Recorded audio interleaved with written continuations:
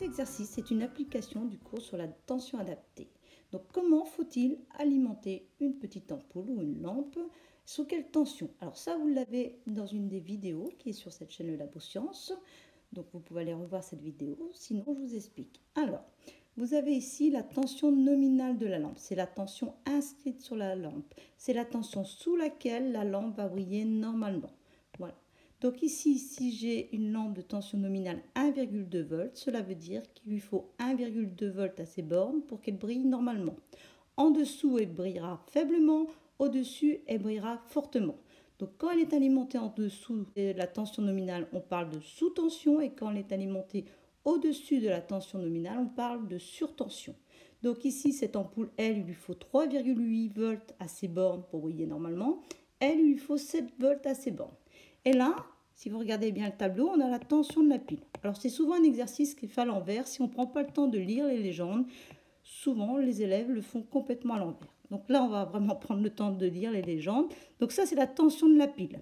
Voilà, on alimente cette petite lampe avec ses différentes tensions. Donc cette petite lampe, il lui faudrait, celle-ci, 1,2 volts, 1,2 volts pour briller normalement.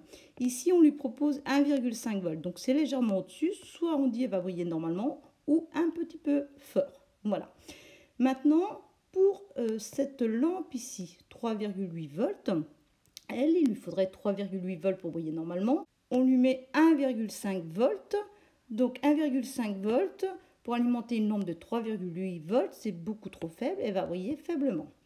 Et encore pour celle-ci où il lui faudrait 7 volts, 1,5 volts comparé à 7 volts, c'est beaucoup trop faible, elle va briller très faiblement. Alors ensuite, on poursuit. Maintenant, si je prends ma pile de 4,5 volts et j'alimente ma petite ampoule d'1,2 volts, bien vous voyez, c'est vraiment au-dessus, donc elle va briller fort. Par contre, cette tension pour cette lampe de 3,8 volts va être à peu près adaptée. On peut dire qu'elle brille un petit peu fort. Donc on va considérer qu'elle brille normalement ou fort ou un peu fort.